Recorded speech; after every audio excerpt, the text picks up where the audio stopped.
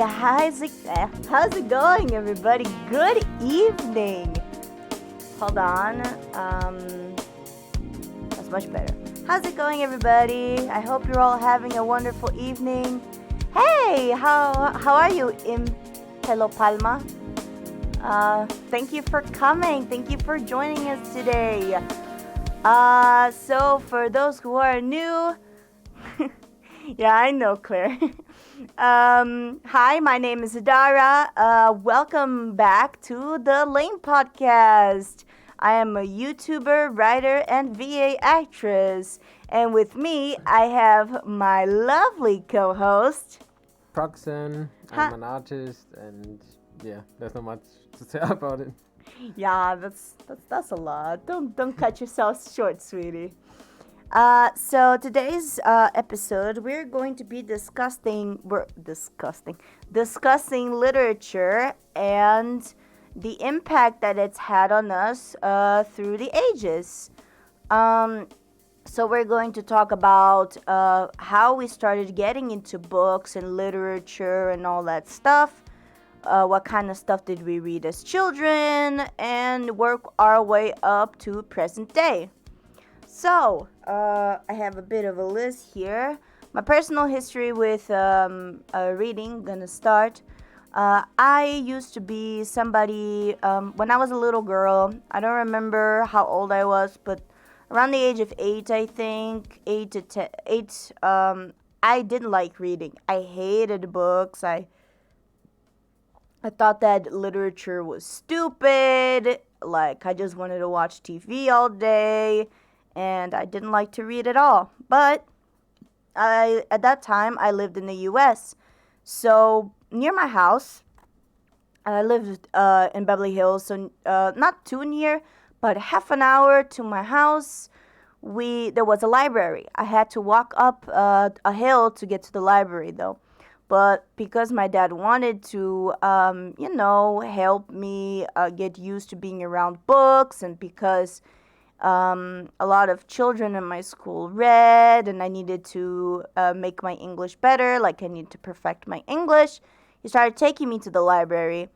And slowly, I don't know how, but I feel like the first book series that I got into was Shel Silverstein's books, or Shel Silverstein. I never knew how to pronounce his last name. I think it's Silverstein. Have you ever heard of him? Nope. Just by the Silverstein. Silverstein, you think? Like, yeah, like Stein reminds me of, like, stone. It is spelled like stone in German. However, I don't know. I think it was pronounced Silverstein. I don't know why. Yeah, definitely. Reading English books helps a lot. And so, to give a little bit of context, Praxan, if you want, you can put like a picture of the book that I'm going to start talking about. It's called Falling Up. And so Shel Silverstein was a children's author. He wrote poetry and short stories for children. His art style for his books were very sketchy looking. They were usually, they looked like sketches. They never had any color whatsoever. But even though they looked a little bit sketchy and, not so pretty, to me, I really loved those books because it was the first time that, oh, hi, we have a new person here, RVM, please, your name is difficult to pronounce, but thank you for coming. Bookstore workers usually refer to him as Silverstein. Yeah, I knew it, dude. I knew it. Like, I don't know why, but yeah, they call him Steen. Oh yeah, but like on the cover it's Silverstein. Yeah, on this cover is Silverstein. So yeah, it's like a debate, right? Is it Silverstein? Is it Silverstein? No idea. All I know is that he was bald, and for an old man, I always thought that he was an attractive gentleman. Like, I don't know. Like, I was like, 8, right? It's not that I had a crush on an old man. Ew, no. But like, you know how I have this really weird thing for bald men, right? Yeah. So I don't know. Even at that age, I think it's a, like, it's like the father complex, right? Because my dad was bald, so maybe that's why I like bald men. But anyway, so Silverstein, he wrote poetry and he wrote short stories for children. One of his most popular short stories is The Giving Tree, which is as what you would expect, like it's a tree that gives, right? And it was about a little boy that always played on this tree when he was younger, but the older he got, the more he started to demand from the tree. It's like, for example, uh, like when he was a teenager, the boy was like, "Hey, tree, I need some money. Can I grab all of your apples and sell them?" And the tree was happy to give to the little boy. When he got a little bit older, he was like, "I need a boat to go away somewhere." And the tree's like, "Oh, just take my trunk." And like by the time that he was old, all that was left of the tree was a stump. And the tree was like, "I'm so sorry, boy, but I have nothing else to give you." And the old man was like, "I don't need anything. I just like the place to sit down." He's like, "Well, I can help you with that. Sit on my stump." And the tree, and like the whenever he took, whenever the boy took, the little boy, the tree was also, and the tree was happy, and the tree was happy. But it ends, I think, with a question mark, and the tree was happy. It's like, was the tree happy after being just giving and giving and giving and giving its entire life until there was nothing else to give? Like, I don't know. I think it's a really deep message when you think about it, even if it's a children's book. I remember when I read it as a child, I interpreted it as giving is important. It's important to give to others, you know? But now as an adult, I think about like that question mark, and I'm like, was the tree happy to just give to somebody that the tree loved the boy more than anything? That's why the tree gave so much. But it's like, was that tree really happy to give everything that was his? I know, right? It's super sad. Yeah. So it's like he wrote some really deep shit for children. It's like children's media like Gravity Falls, for example. A children can watch that, right? Or Soul, that recently came up. A children can watch that and be like, "Oh, that's nice." But an adult like watches or reads these things are like, "Oh, makes you think." But like, to summarize a little bit, Shel Silverstein, he wrote everything was in poetry, so everything was rhymed, and it was very simple poetry, right? Like sometimes it went right to the point. Sometimes the poem were just really stupid. Like some poems were like 4 lines, other poems were like 50 lines, right? And they all had a drawing, which I really really like. So murder books. Did Oh, what kind of murder books did you read? Like Goosebumps or something? Because that's a book series that children were really into when I was younger. Have you heard of Goosebumps, Proxan? Nope. We had like in Germany. We had like other series. I don't know. The three question marks. The three question marks. Yeah, it's like it's not murder stories. It's more like detective work. Like kids finding shit and trying to solve a case. Looks like Claire knows about this series. Yeah, I don't know how, if it's like translated like that, like three question marks. But, Uh-huh. So what's it in German? What's the title in Die German? drei Fragezeichen. Die drei Fragezeichen. Yeah, it must be like the three question marks. Sounds like it. Yeah. And so it was a bunch of kids solving mysteries. Was it like Scooby Doo or something like that, but book form? I don't remember much about it. Yeah, so basically there's a given situation and they try to figure it out. And it's like kids, right?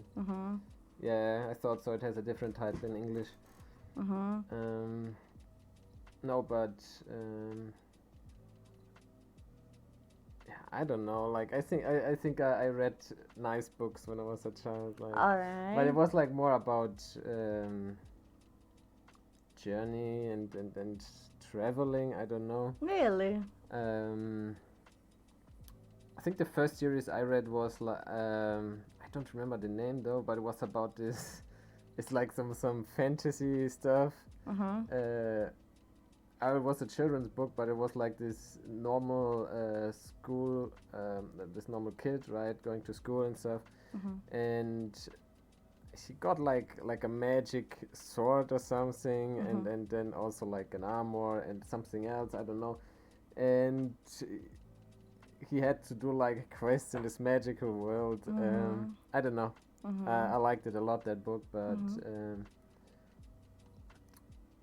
they only wrote 10. Yeah, the author sadly only wrote 10 books, Mm-hmm. so there was not much to it.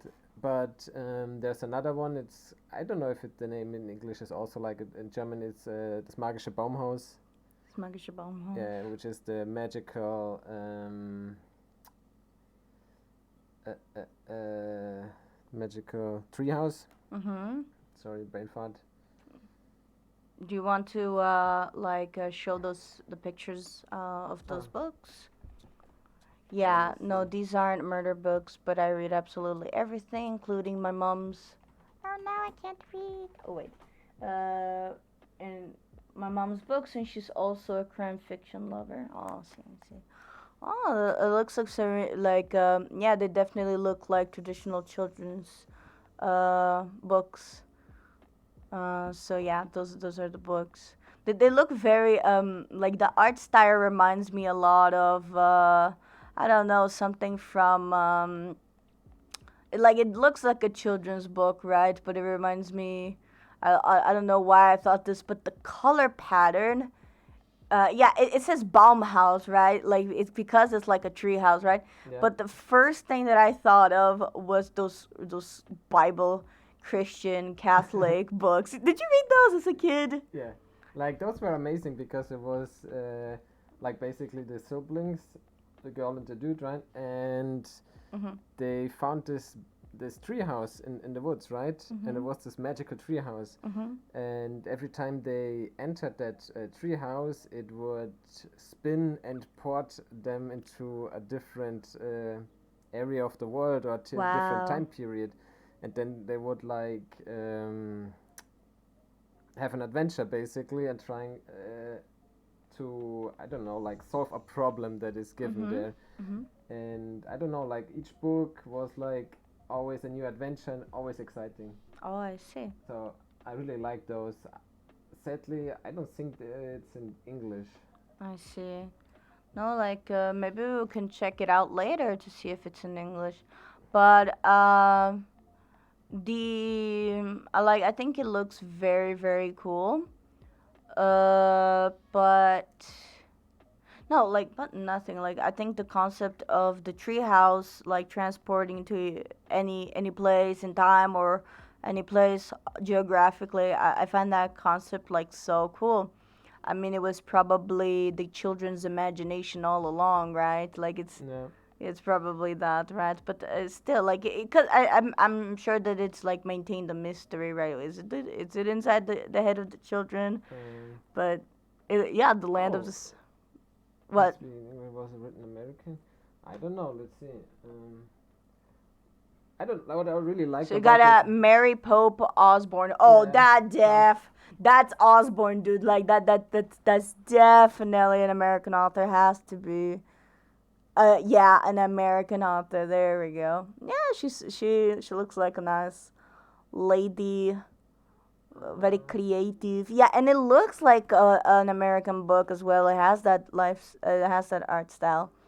So you read the yeah, it is called the Magic Tree House. dude, that Yeah, looks like Harry Potter. yeah, yeah. We're looking at a website, the website of the Magic Tree House right now, and like the first cover that shows up looks like a kid. Now, what I really liked about those books is basically that it takes or teaches children a lot about history and cultures, right? Of Mhm. each place. Like you have like Maya Mhm.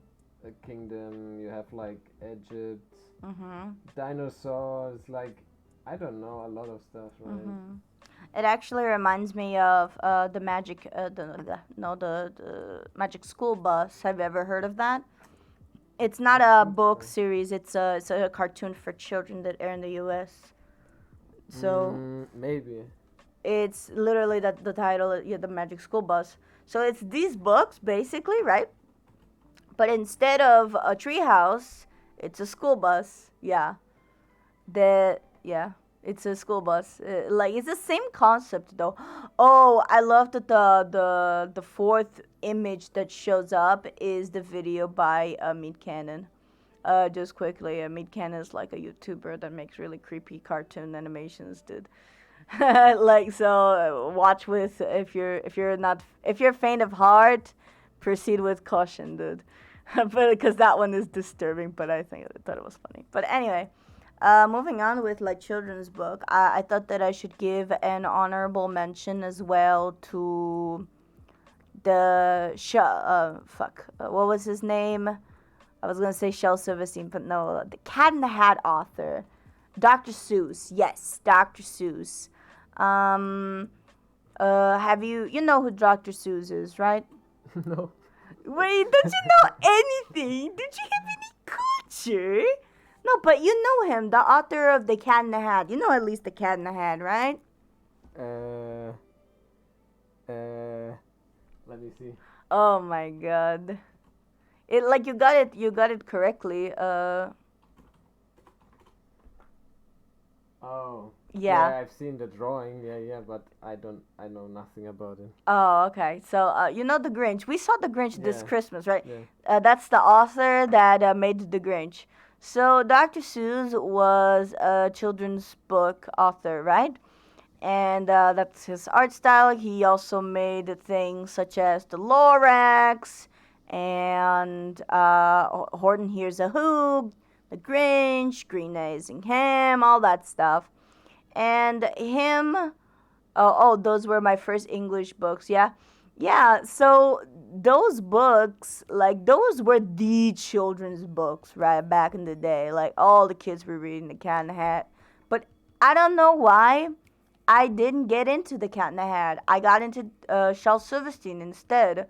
I think Shel Silverstein really helped me develop my interest in poetry so much that it developed highly my skills with poetry, right? Because I can you know how some people can rap from like just getting a beat, like Yeah, I can write a poem about anything, yeah, that, that's right? impressive. Yeah, I can write a poem about anything. You give me potato and I will write a poem about potatoes, like I'm very good at those, and I have Shel Silverstein to thank for that, thankfully. I don't. Not all of my poems are the greatest thing on the earth, but I am pretty proud of some of them that I wrote. Continuing.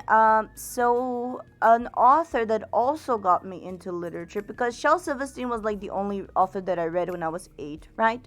Hmm. And like I went to the library, but I feel like I enjoyed the idea of being around books more than I liked reading them when I was younger, because I don't know, I was very lazy kid, right? It's like I had to use my brain to read words, dude. Like I want to freaking I want to watch TV all the time, right? So when I was younger, I didn't read that much, but I really liked the library. But when I moved to Brazil, when I was around 12, um, in Brazil, there were commercials for books, and those commercials, like they were like they looked like TV show commercials, right? They were really advertising book stories, and they weren't necessarily book stories written by Brazilian people. They were book stories written by all kinds of authors, Australian, American, British, etc. But they were published in Portuguese in Brazil. And the first author that I got into, because it was one of the first commercials that I saw in Brazil, was an author called Andy Griffiths. Andy Griffiths. And he wrote a series called the Just series, right? And this series was about the author, obviously, as a character. Yeah, you can be interested in books and watch TV. Yeah, if it weren't for TV, I wouldn't have gotten into books. Exactly. But like I didn't want to read because I was like, oh, what's so fun about books? Like I enjoy Shel Silverstein, but I still had that concept in my head that like, no, dude, I have to put effort. Books are boring, you know. Books are stupid, boring. They don't have pictures in it. I only want to read shit with pictures in it. But the way that they advertise Shel Silverstein was it's like, oh, this book is full of little inside jokes, full of little cartoons, nice like nasty jokes and stuff like that. Nasty for children, right? So it's like boogers, that kind of nasty. And I was like very tomboyish at the time, so I'm like, yeah, boy stuff, nasty and boogers and paws and blood and bananas that have been rotten and fucking robotic chicken duckies from outer space. I don't know. And I was like really interested in that. And I read the first story. Fuck, I do not remember what the first story was, but I remember like the first book that I read was one that had a chicken, like a robotic chicken in the cover.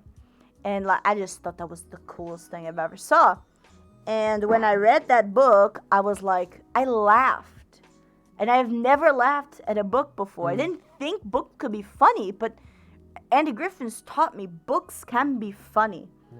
And that was my journey with getting more into books. Yeah, audiobooks are also really nice. You want to talk about some that you enjoy? No, like it's crazy because I haven't thought about this book or this author anymore like in so long, and it was like the author or like the book series that got me into reading. Really? Right. And it's another German one. Ein Fall für dich. Ein Fall für dich und das Tiger-Team. Okay, a fall for you and the Yeah. tiger team? Yeah, like a case. A fall is a case? Yeah. Let's see if we have like a better picture here. No. That one, I guess it'll have to work, right? Yeah. Now Thomas Brezina, like also again German children book author, and that's like the three question marks, like three friends trying to find the mystery, and I don't know, some of those stories were really spooky to me back then, but I really liked those. I think at one point This is the mystery books that you were talking about earlier? no, they're like a different one. Ah, okay. I think the three question marks are far more popular, but I got really into this series. I think from the three question marks, like we got audiobooks from those. And this one, how is this one different from the three question marks? I mean, I guess it's from the setting, and like the characters are different, stuff like that. Right? But it's same like mystery, stuff like that, right? Yeah, like something is happening, like I don't know, they go to school and something happens, I don't know, and they try to figure it out, right? A bunch of teenagers as well? Yeah, like what I really liked about those where they had like their own little headquarter, so it was like really exciting. Yeah, I can like you thinking about like headquarters and magical tree houses. It makes me think about it takes me back to childhood, and it makes me think like those things were the shit, you know, when you were a kid. You were like, oh my god, I want my own cool headquarters where I can hang out with my friends. I want a freaking magical tree house. Oh, yeah, I almost forgot, like, those books had, like, I just saw it, mit Detektivausrüstung. It's like with detective equipment. So you had in that book, you had, like, pages, like illustrations. And they had, like, hidden information about stuff, and you had like this little bookmark thingy, which could like if you would go over the certain spot, it would like detect something, stuff like that. So it was a little bit interactive. So that was really good. Let's see. Maybe I can find a picture. Was it like a lupa? What was it called? The thing the dad uses? A loop? A loop? No, it's not a loop. It's the glass. The glass like the. Yeah. No, I think it was.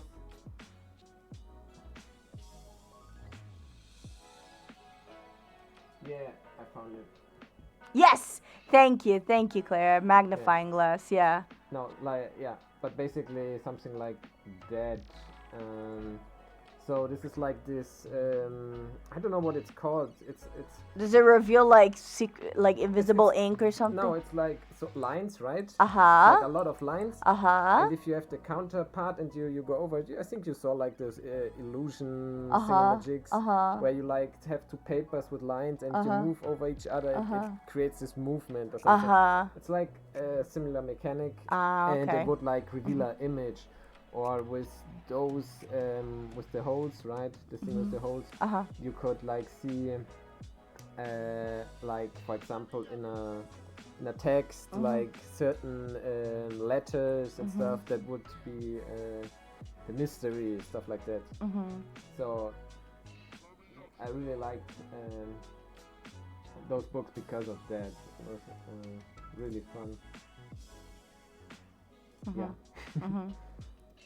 Okay, cool.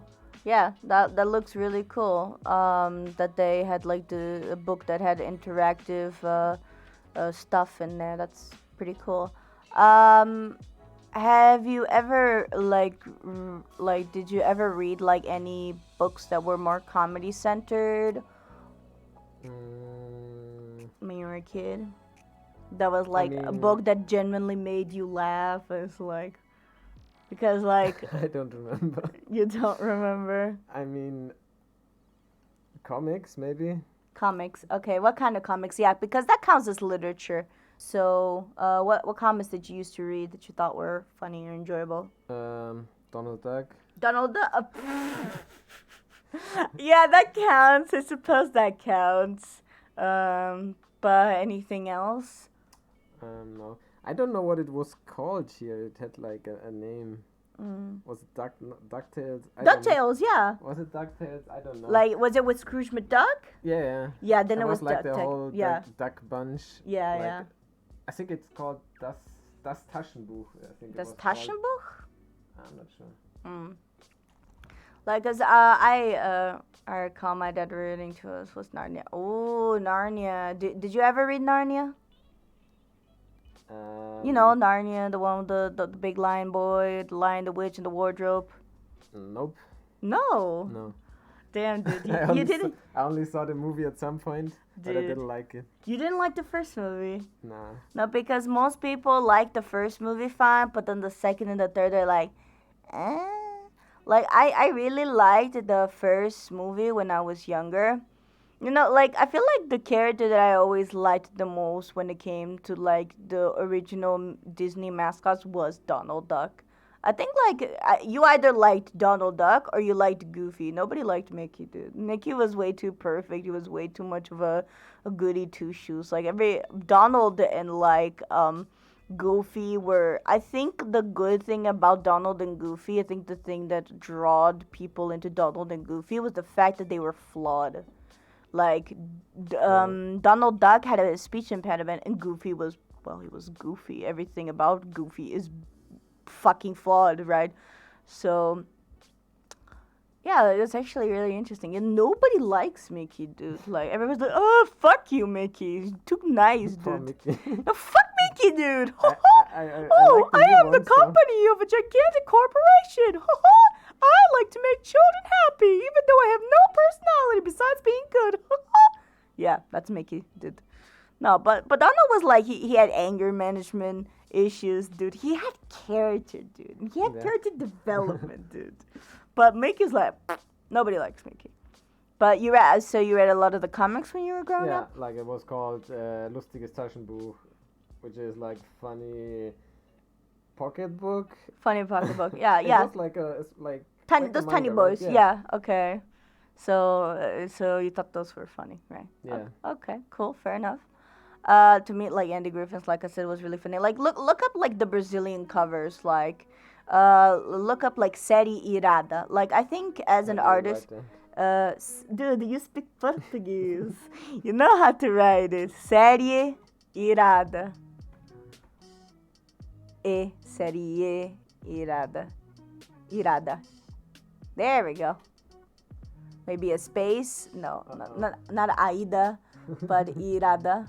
Let's hide that. Yeah. Fucking Google. Imagine if it was like a henty or something. So it's okay, so delete like the A, write an R, and the rest was correct. Yeah. But space. There we go. Like, it's crazy what... Yeah. No, go to the Mechanical Chicken. That was the first one I read. No, the Mechanical Chicken, the green one. All right. So let's talk about a little bit more about Andy Griffith. So this man was my fucking hero. Like I said, like everything that revolved around these books, they were just short story books, right? They were all short stories. The main character was the author, right? But obviously not the author, but he used the same name.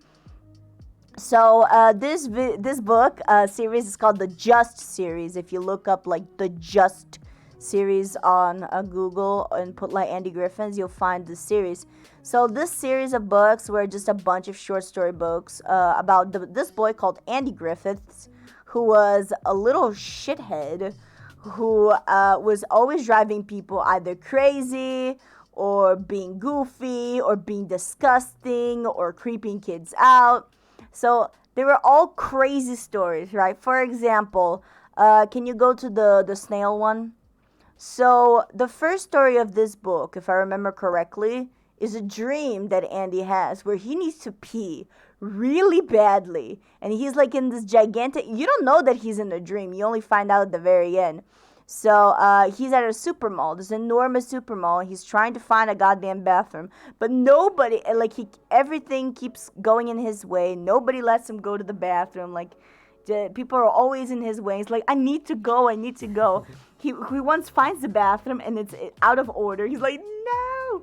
And eventually, it ends like this. There's a fire at the mall. And he's like, Don't worry, guys. I got this. I've been saving myself for this moment. And then he pees all over the fire. He's like, I've never felt so relieved in my entire life. It was all a dream. And he ended up peeing his bed, right? And the thing that's like really funny about this book is that like in previous stories, they bring back, right? Like they bring back, like it's like, oh, remember that time you peed your pants, dude? Like a couple of months ago. It's like that was one time, or, like stuff like that. There's another story from like because they're not all stories, right? There are concepts as well. Like, click on the mechanical duck. Yeah, I love this goddamn cover. I loved, like, the, like, on top. Like, they always had, like, these little cartoony boys, right? It looks terrifying. Terrifying? You think this is terrifying? Yeah. Not disgusting. I used to call... this is what I call deliciously disgusting, you know? It's disgusting, but it's satisfying disgusting, you know? It's like the kind of disgusting that 12-year-old boys adore. And also 12-year-old tomboyish boys. Yeah, this guy really likes his birds, I guess. But no, there aren't just birds. Like, but every book has a mascot. This is like the 6th book he wrote, I think. The second one is a snail. Third one is a fish, like a piranha. Fourth one is a fly.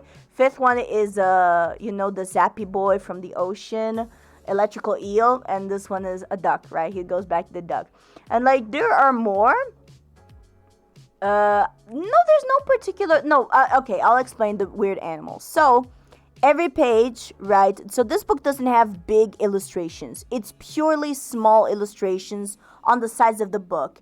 And all of the illustrations, like there are like little jokes or little comics or little ideas, and like they don't necessarily have anything to do with the story. Like some do, but not others. For example, like there was one that I remember calling "The Adventures of Mr. Scribble," right? And it's like I don't know the little story of Mr. Scribble, and then it's like, oh, what's going to happen to Mr. Scribble next? Find out on page 52, and then you go to page 52, and then you continue the story of Mr. Scribble, and it's like, go back to page 21 to see the story of Mr. Scribble, how he's gonna die or whatever. And like it was like a super interactive book, like with these fucking stupid little drawings, but it was just so fun. And like I remember on the duck one, there was like this like the first one, it was called, like the first story was called 101 Really Disgusting Things, and it was a list of really disgusting things. And but those concepts were funny, you know. It's like I remember one of the lists was like let me think, like, because there was like a chain of thoughts as well as um let me think here. All right, mucus. Having to blow your nose so hard that you take a shit, like that you shit your Wow. pants, like stuff like that, like, or like sneezing so hard that you take like to shit your pants, or a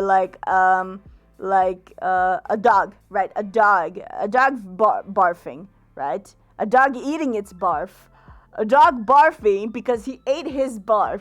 A dog barfing and eating his barf again after throwing up his barf. Like stuff like that, right? And yeah, I know it sounds so gross. But for a fucking child, dude, for a 12-year-old child, that was a masterpiece. It was the greatest thing that was ever put on this earth, dude. And this guy was a genius at I making don't know. children laugh.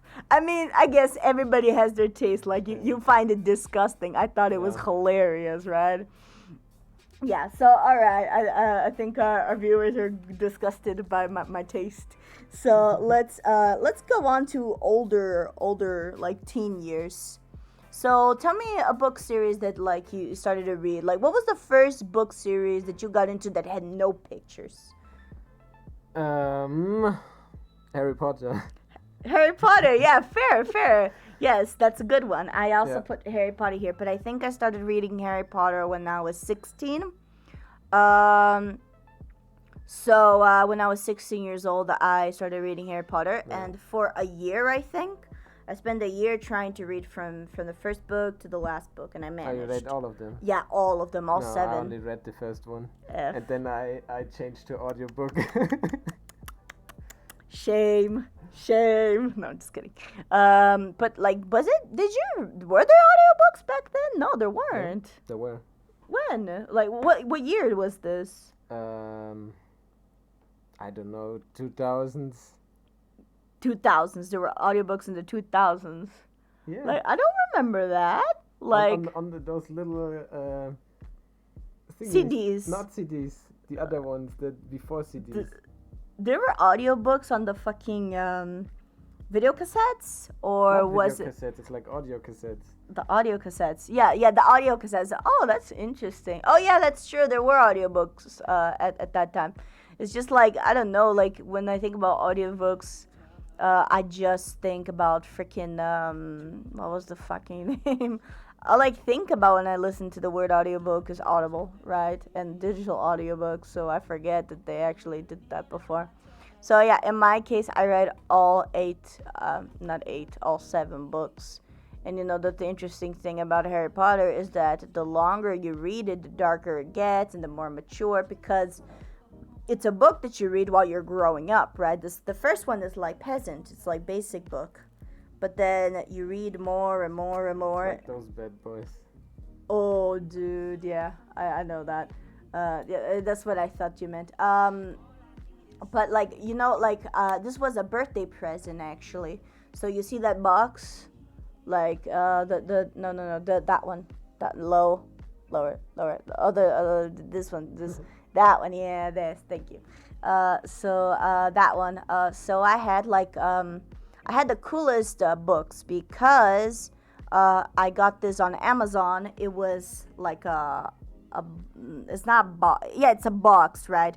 That looks like a chest, right? A square chest. It's made of copper, but it looks like a chest, and it's like inside that chest. So all the Harry Potter books, and the chest also has like all of the stickers. So it was like a special edition Harry Potter collection. I bought that. I asked that for a birthday present, and I read all the books in 1 year. Yeah. Didn't even make it to any movies through. Any movies more like. Yeah, I get that. What? Like Harry Potter, for example. Oh, I think right. she was talking about Harry Potter. No, It was the same for me as well, because much later Game of Thrones, I had that. I started reading the Game of Thrones books. So, but did you start reading it after Harry Potter? Like No, way later. way later, right? Yeah, okay. like I started the Game of Thrones book. I think it was halfway through. Then the series aired, right? And Oh, that's interesting. So you started reading Game of Thrones before this. Oh, that's cool. and You're the OG fan. no. I mean, you were the OG I don't know, at I one picked point. it up, it looked interesting, and then I was, they're making a series, let's watch it. I like Game of Thrones before it was cool. Okay. No. And then I don't know, like I watched the first episodes and was like, what the fuck is this shit? Like there's so much missing, and like it felt so empty, right? I hated it. But then I was like, okay, well, might continue watching it. Why not? Let's see what's up. And somehow I stuck with the series and stopped reading the book. Oh my god. No. That happens, dude. It's like the worst thing that could happen to a person that cares about the books is like you let the darkness consume you. The darkness of procrastination, Mr. Proxan. Yeah. Oh no. Yeah. Well, and then did you finish it, the series? Did you watch season? So you hate season 8 like everyone else, yeah. Terrible. Terrible. I'm getting well. But going back to a little bit of childhood, did you ever read any magazines when you were younger? Were there like any magazines for children? Actually, yes. There were. Yeah. Let me see if I can find it. Because when I was a little girl, in Brazil, there was this magazine called Recreio. And Recreio in Portuguese means recess, right? So the concept was like read this in recess and like absorb knowledge. So in this, it was like a weekly magazine, and the magazine came with a toy. Every magazine came with a toy. There was always a comic series that was going on in the magazine. So if you wanted to follow the story, you would have to buy every single volume. Yeah, like I said, recreio means recess. And recess, is like that break that you take at school is like you take the break, like the little break, right? Where you play outside, for like kids play outside, right? The teenagers just like, I don't know, what did you guys do when at recess when you were younger? Did you just like go to a corner and vibe until you had to go back to class, or is recess not even a thing in Germany? No, there it is. Yeah. So what kind of things? Depends. What did you do personally? It depends on which period of school. Which period? What do you mean? Like young age or older. Okay, no, older, like teenage. They're just vibing. I slept on my dad. I had a friend that did that, but in history class, like she was just like, "The fuck this shit." Like the teacher would just like talk about, I don't know, World War II. She's like, beautiful bedtime story. Oh no. Yeah. Horrible bedtime story. No, yeah, definitely. No, it wasn't war, but it was like, I don't know, talking about history. She's like, time for sleepy time. Yeah. I don't even know how she passed her classes, dude. I always like making I once took like, those like apps where you warp like a person's face, right? Yeah.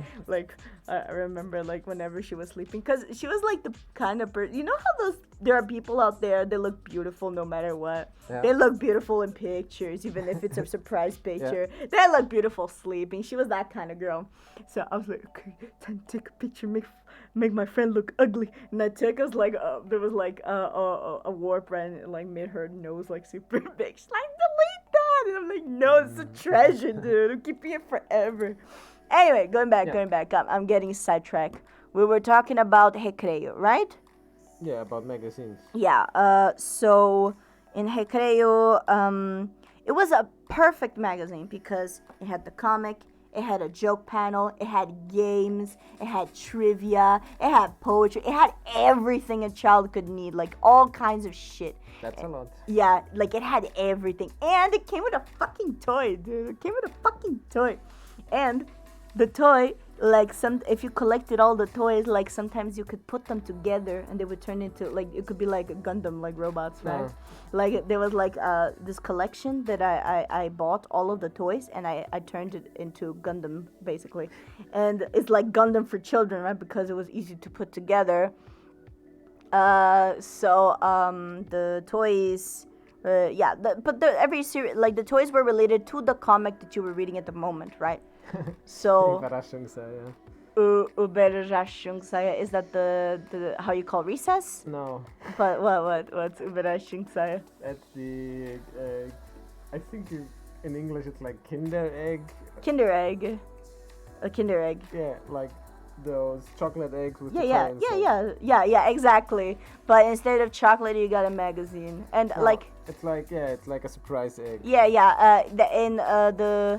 The Kinder egg, yeah, but like surprise eggs, yeah, basically.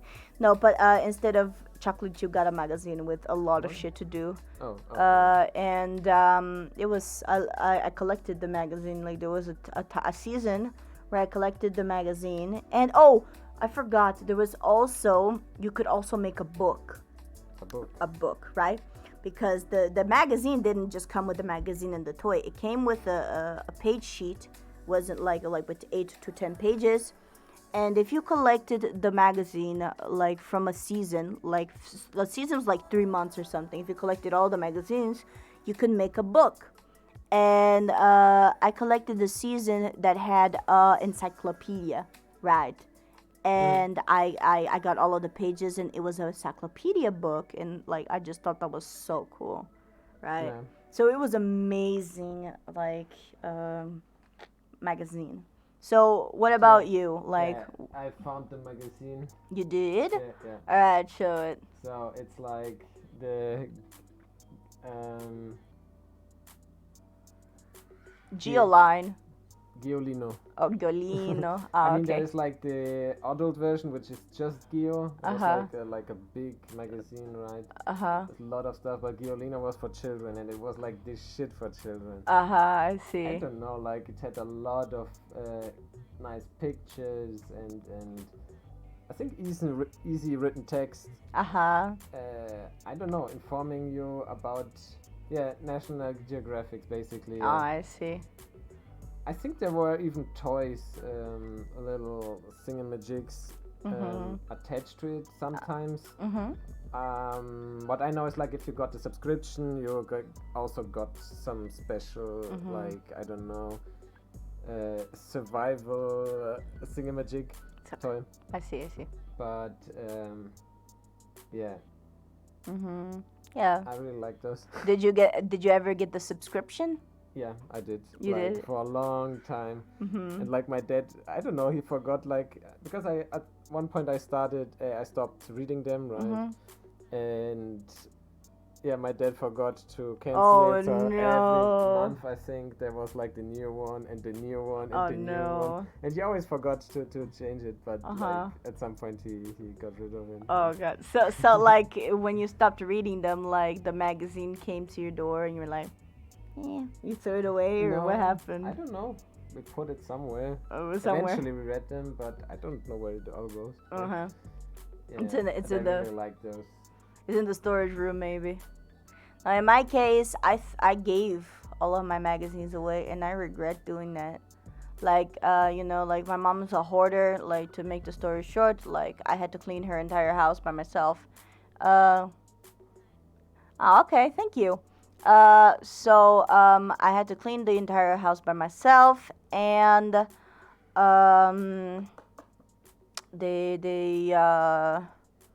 sorry, I got sidetracked. And I found my magazines, right? And I found my encyclopedia as well. And then I was looking at those magazines like, I can't take this to Germany. I can't take this with me anywhere. A child might benefit from this. So with those thoughts in mind, I'm like, I'm going to donate this to a children's hospital, a psychiatric hospital, and that's what I did. Makes sense. And I donated, right? But the second I donated them, I was like, what have I done? I put my blood and tears to fucking collect those magazines, dude. I want my fucking magazines back. But it's not like I could ask it back, right?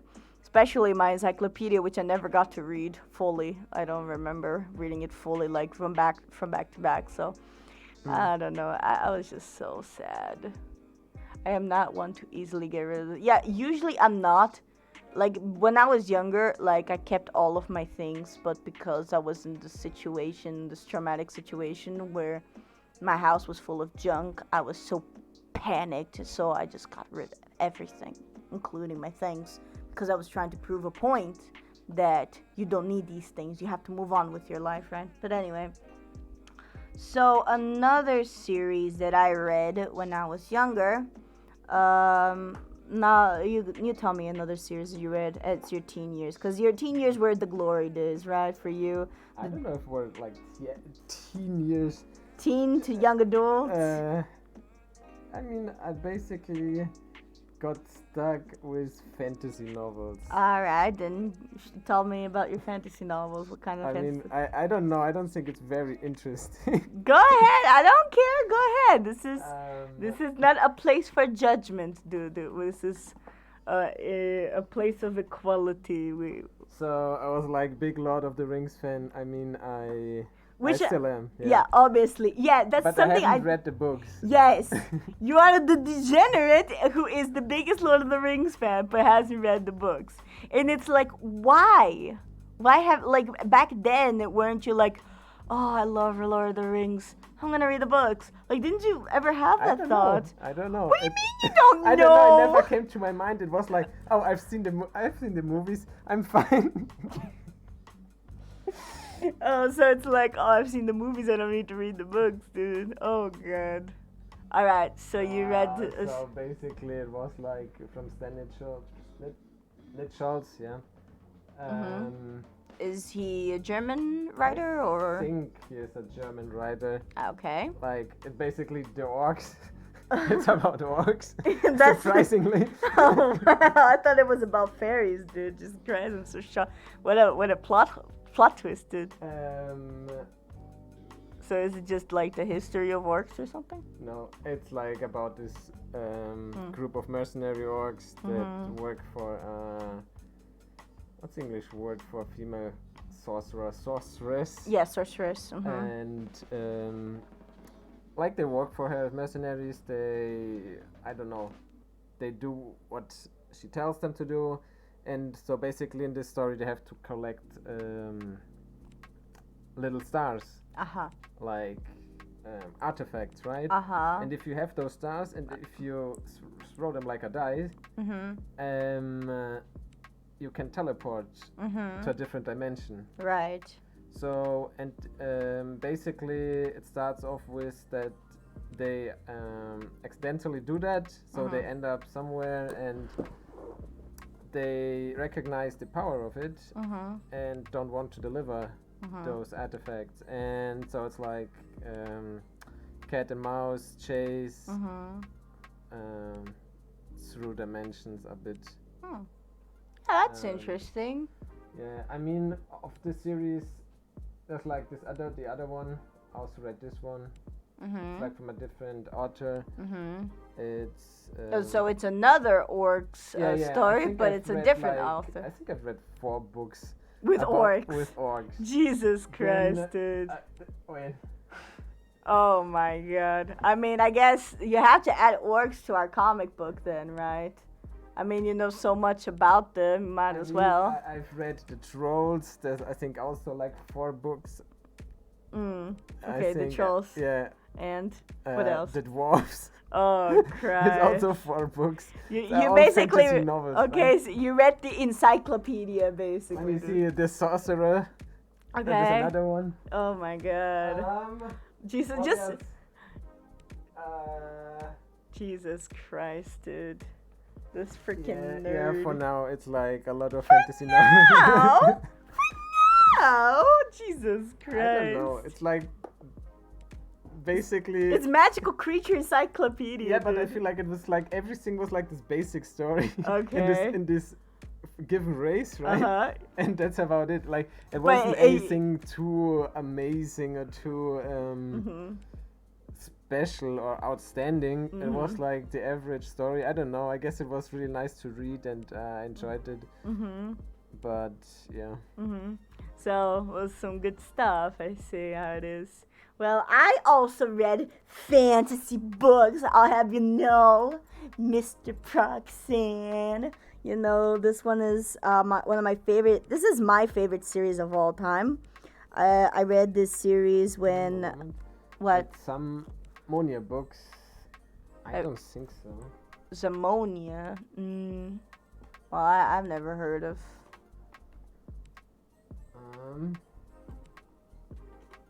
Okay.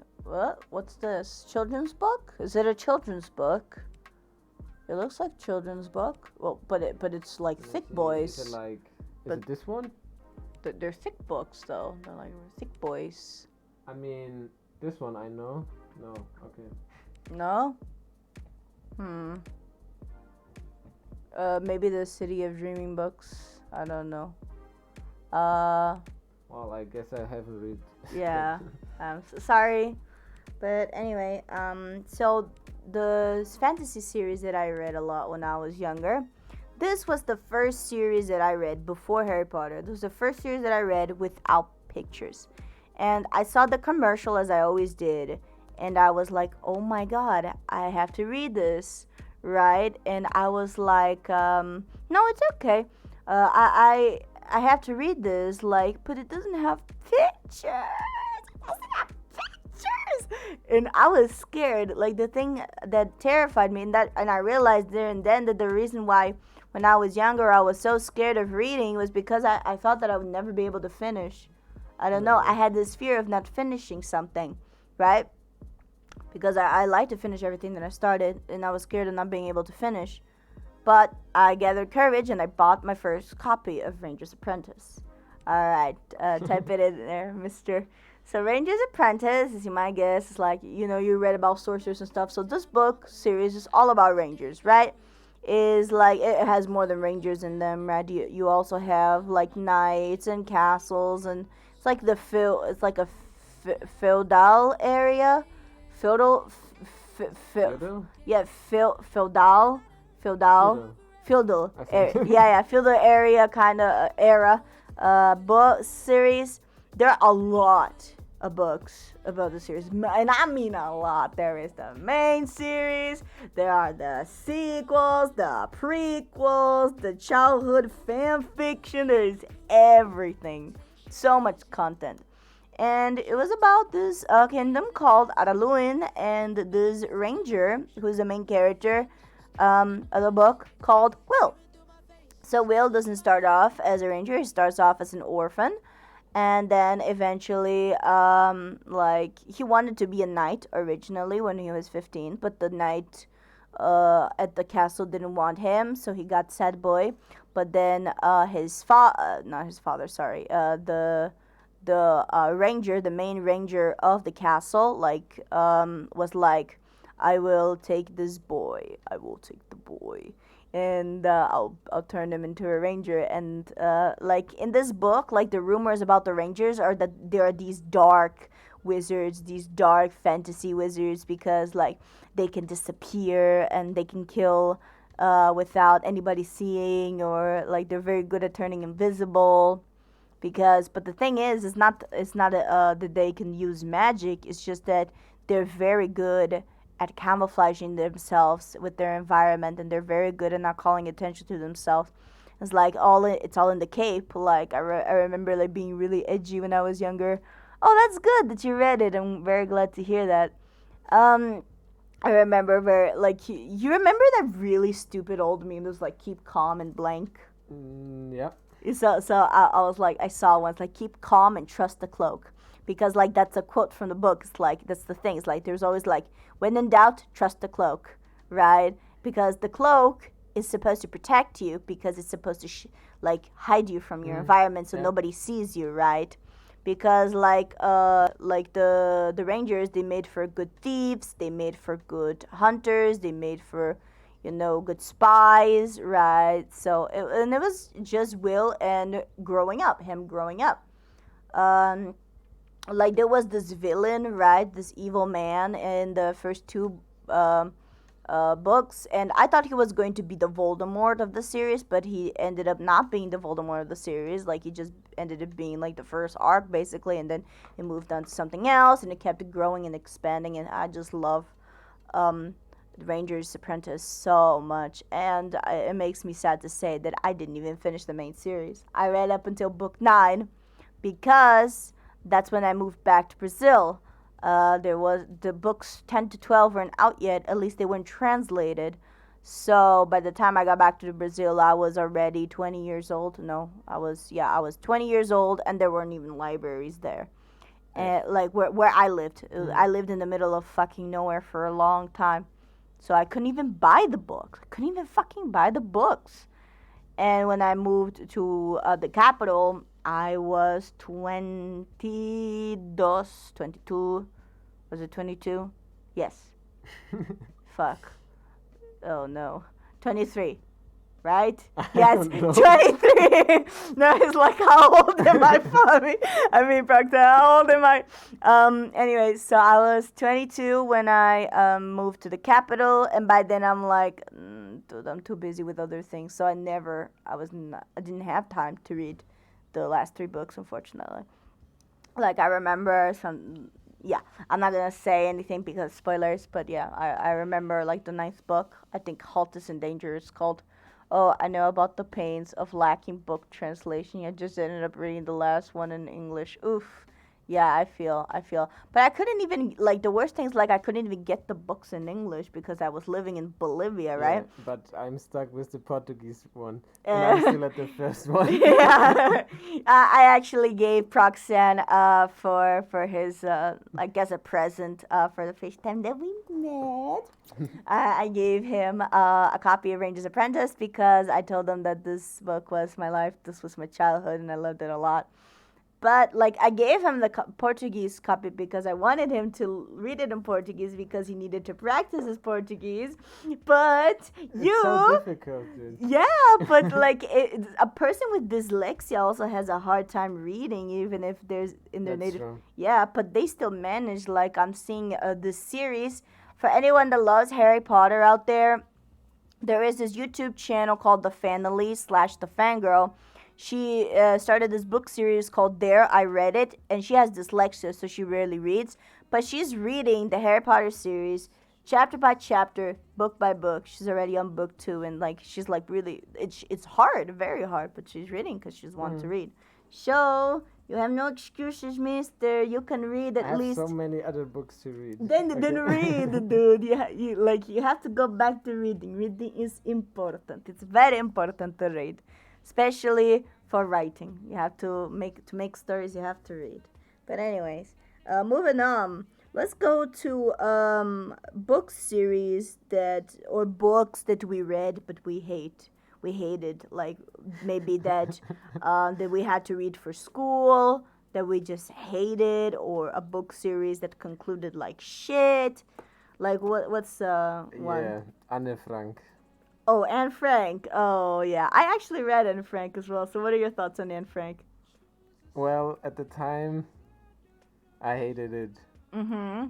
German classic literature. because basically, the teacher made us read it, right? So I was Mm-hmm. like, You I have to don't care know the about it. history of I Anne mean, Frank. I guess it's a good book and a nice interesting story to know, Mm. Mm-hmm. like how things were back then, Mm-hmm.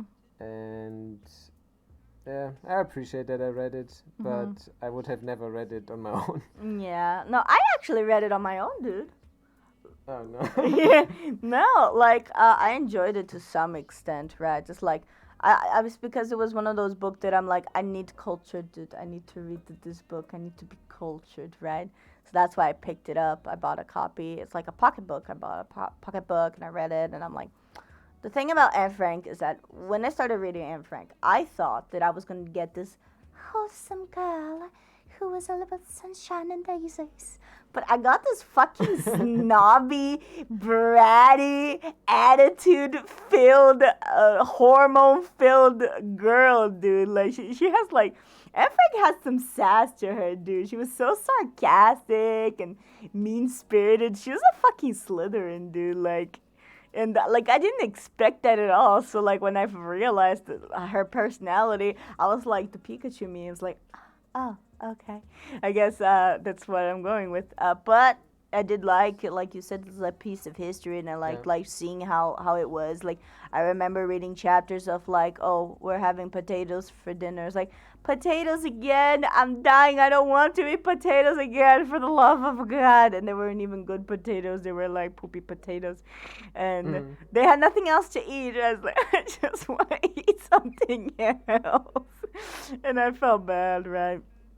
And like her romance with like the Peter boy, I think it was Peter, the name, the boy, and I don't remember. yeah, I remember. I think I'm pretty sure it started with P something, um, and one of the things that I also thought it was interesting was that like before I read it, I thought that the ending, like, cause I saw in cartoons like that the way that they found Anne Frank was this really dramatic way, which was like, oh, she was hiding in the attic and like she was writing her diary, and the moment that the Nazis found her, right?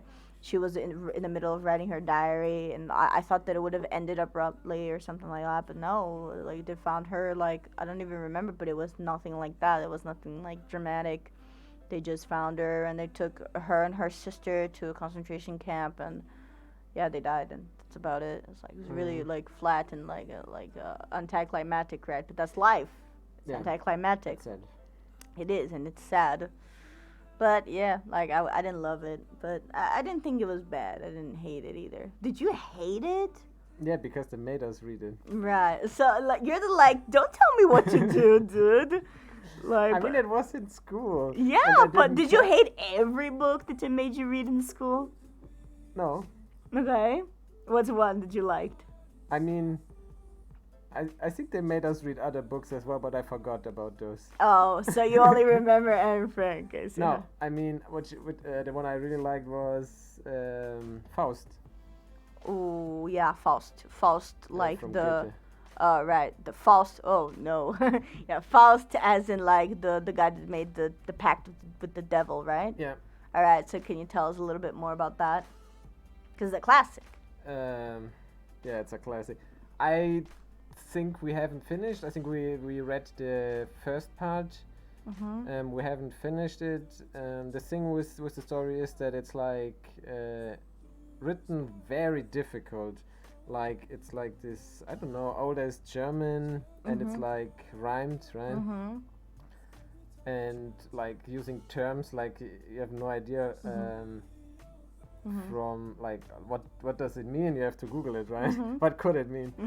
And it's like the equivalent of reading Shakespearean, I maybe think so, yeah. like Shakespeare like plays, right? Because Yeah. I read those as well. I had to read Hamlet and I had to read Midsummer Night's Dream, and the way that we read it was we had the English, the 21st century English, and we had the old English, right? Yeah. And like the teacher was like, try to read the old English because it's important, and everybody was like, yeah, how about no? And we all just read the normal Yeah, I don't know. English. Like I remember when like the movie Macbeth came out. Macbeth, okay. Yeah, and I thought like a nice medieval movie. Let's watch it, right? And then they would talk, and it's English, right? And it's and okay, let's watch it in English, right? Okay. And then I was listening, right? And I was like, okay, what language was that? Fuck that movie. Yeah, for I didn't watch it. No, but basically, it's I don't know how it would be to read now. Like if I would pick it up again. But I don't know. I really liked the whole encrypted messages in there. Der Nibelungenring. Nibelungenring. Nibelungenring. Was? was the worst. Why writes a book where Yeah, everyone everyone dies. I mean, like, think about, like, Akame got killed. Why make an anime where everybody dies, right? I mean, or like, Attack on Titan, right? I'm not caught up, but I heard Yeah, a lot somewhere of that, people die. yeah, like, a lot of people I die, mean, Game but, of Thrones. or Game of Thrones, right? And, like, if you think about it, like, actually, that reminds me of a meme. It's like, oh, like, J.K. Rowling's like, oh, I killed a lot of characters. I killed Lupin and spoilers, sorry, but this is Harry Potter. Everybody knows Harry Potter. But I killed Lupin. I killed Dumbledore. I killed Snape. Um, I killed Fred. I killed who the fuck? I killed a shit ton of people. And then it's George R. R. Martin. He's like, yeah, exactly. He's like, aw, you're Yeah, adorable. it's basically this picture. Yeah, exactly. It's like my characters, I have a hard time killing you. And then just I'm like, yeah, that's cute. That's cute. Yeah. Yeah, I always thought that was really funny. So what, like, Nibelungenlied, yeah. what is that? Oh, like, the was so Yeah, good where though. everyone dies. Mhm. I don't know, like, I liked it Ah, as okay. well, but I don't know. Is that the name of Faust, or is that No, another no, book? that's another one. Ah, okay. Did you Uh, read that one as well? Yeah, but I don't remember much about it. Like, it's Really? back then. Mhm. I think they've made a movie, I think. Mhm. I was too small and extraordinarily bored. I mean, yeah. In your case, it's more like I only remember important things. Everything else, I delete. You have like a computer. You like in your Uninstall, yeah. exactly. You uninstall everything. Oh, I need more memory. Yeah. It's like there's Uninstall only some stuff like I haven't used in a long time. yeah. It's only like there's only like 500 megabytes in your 4 head. megabytes. Yeah, 4 megabytes. That's it. So yeah. So no, but like yeah. Sometimes there is this thing called plot armor, right?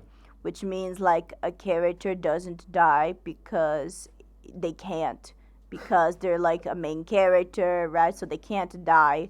So that's called plot armor. So there is the opposite of that as well, like they killing because it's edgy, killing because you can't use that character anymore, like they serve their purpose, so go die, dude. And like lack of plot armor, like if you destroy plot armor completely and make it easy for your characters to die and kill them for stupid reasons, like in all of them, then it's like as shitty as I plot think armor. it had a reason to it because of how the story evolved, right? Mm-hmm. But Mm-hmm. yeah, I mean, it's like in Game of Thrones, right? Right. Everybody keeps dying, right? Yeah. And season 8, suddenly everybody has plot armor. Oh. Like the main group of characters, is like swamped by I guess zombies or something like that. They're like cornered. The zombies are all over them, and they're like just doing like pretending. Doing a little dance. Okay, the fucking dance. And yeah, that's about it. Yeah, but yeah. So so let's Yeah, move I on. think was it zombies? No, I don't know. Like the White Walkers in Yeah. Game of Thrones. I was talking about Game of Thrones. White sorry. Walkers. Okay. So let's move on. Like I asked you, what was something that you hated, right? So I read a lot of shit in school that I hated. But before I talk about that, I want to talk about real quick the Hunger Games. I read the first book. I fell in love with the first book. I remember like reading like 2 in the morning, and I'm like, it was the first time that I stay up late for anything, right? In my life's like, oh my god, I should be in bed. My mom would kill me. But it's just one more chapter. And then I read it, and it was the same. No, the second book, it was a lot less because I was like, there's some shit that I don't like here, but okay. And then I finished the second book, and I'm like, ooh, oh, cool, that was nice. I like the first one more, but that was pretty good. I can't wait to read the third one. That was super nice, right? It was the best book ever. Do I look like I enjoyed the third book? Yes. Dude, that was the biggest disappointment of my life. I regret reading the Hunger Games. I hated that third book so much. It was The first two was like good, but the third one was so shit, dude. Fuck the Hunger Games. Fuck them, dude. Like, Jesus Christ, I hate the Hunger Games so much, dude. It's like fucking garbage, dude. Like, I remember when I was younger, also was like, I started to hate Katniss. Like, in the movies, she's not that bad. But in the yeah, but I didn't like the movies either. yeah, I mean, I like think the first no, one but was here's fine, the right? here's the thing, she's not that bad when you compare the book counterpart. Okay. Like in the movies, like you kind of understand her, you can be nice to her, you can like give her a break, right? But dude, book Katniss is a fucking bitch, okay? She's a bitch from book 1 to book 3, dude. She's always a bitch all the time, 24/7. She's so unlikable. It's like, oh, like I bet the author was like, oh my god, I have to make a strong female character.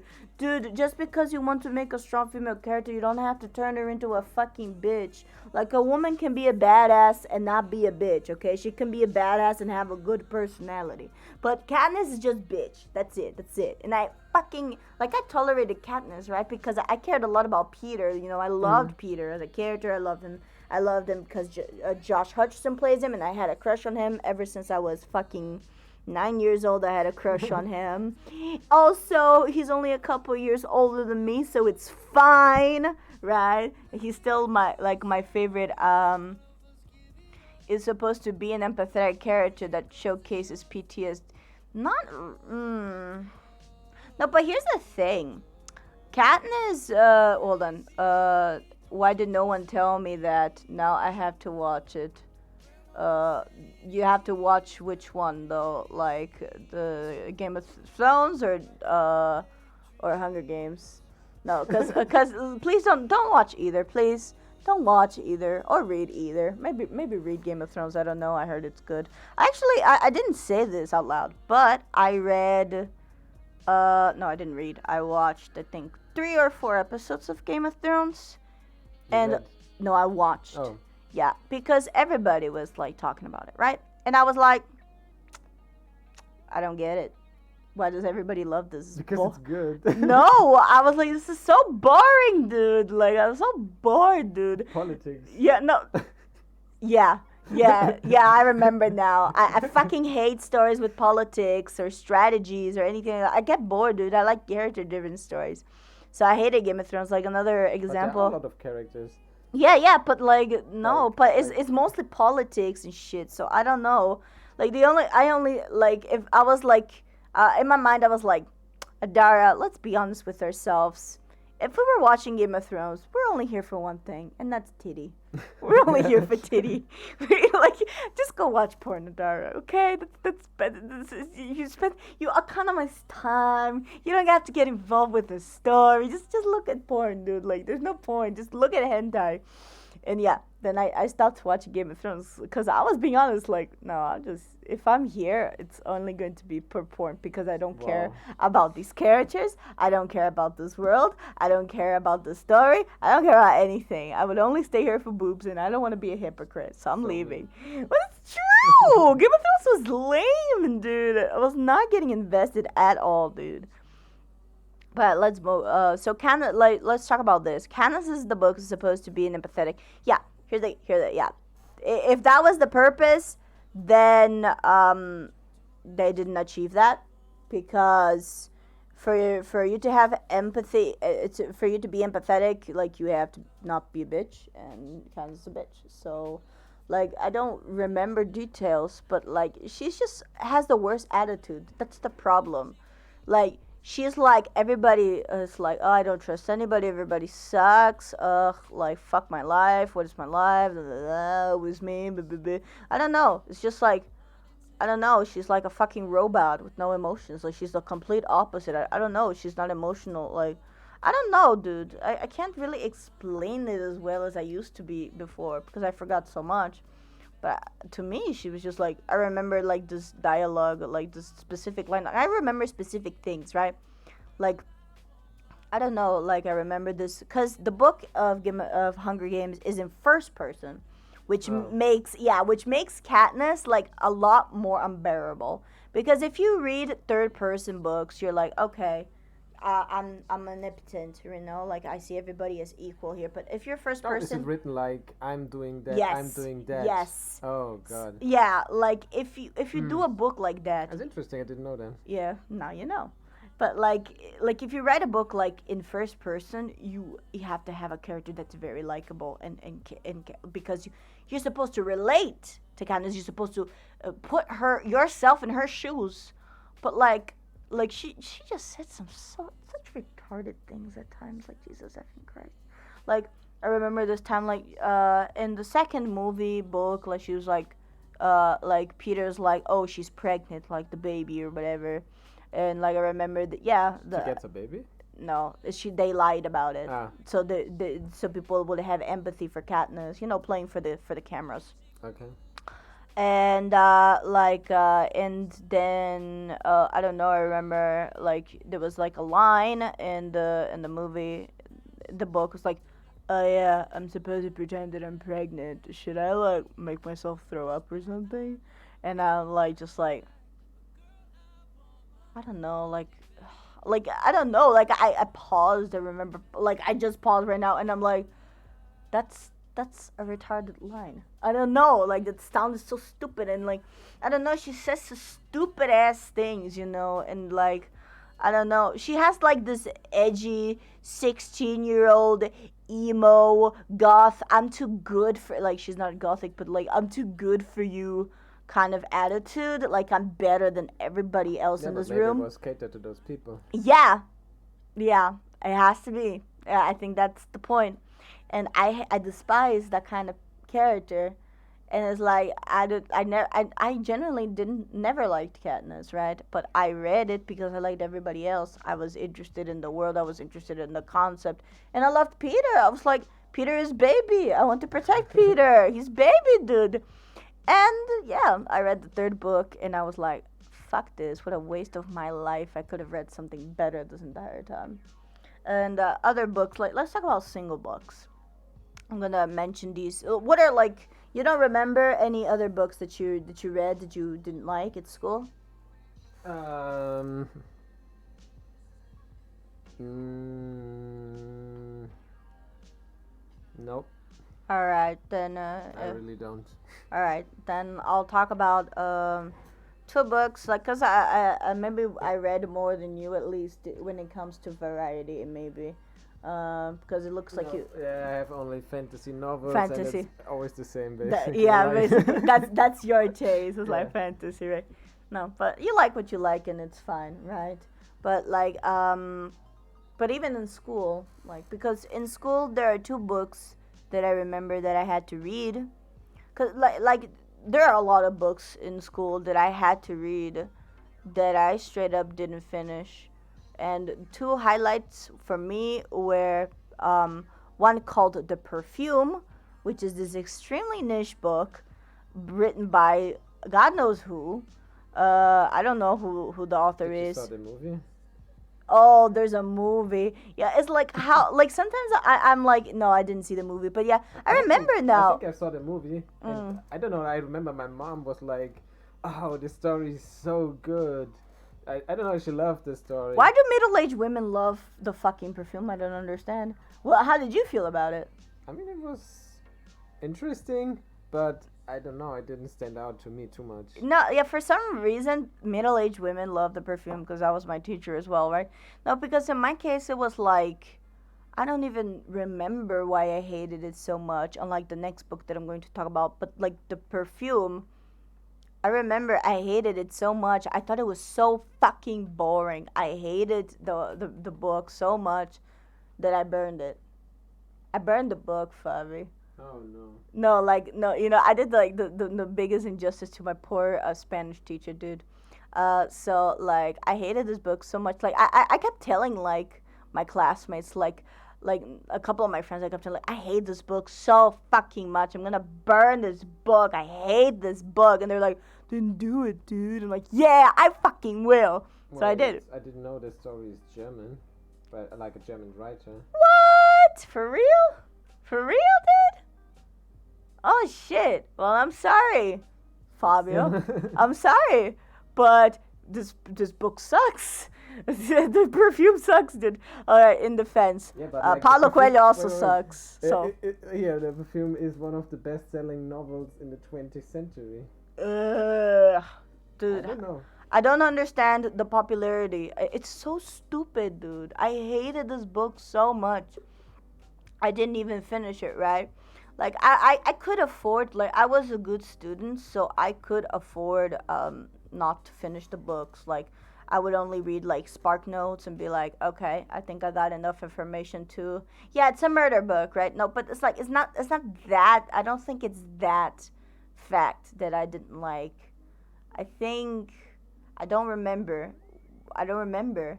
I think it's like maybe it's because it was too much detail with the descriptions. I Yeah, I think. think because it was Yes. like very like Yeah, that was like it. it was like this art, right? This Yeah. art of creating this scent, this perfect scent, right? Yeah. And I think like describing it all and being very artsy about Yeah, it, yeah. maybe that wasn't Yeah. too appealing for a child or like a teenager. Yeah, that's exactly it. Now I remember. I don't like books that have like extremely descriptive Yeah, parts to it's it, weird. right? I find that so retarded. I find that so boring. I want to fucking bang myself against the wall, dude. It's a premise that folk like. Yeah. The premise, yeah, sure, is interesting, but it's so stupid, dude. There are interesting serial killer characters out there. For example, I love A Clockwork Orange.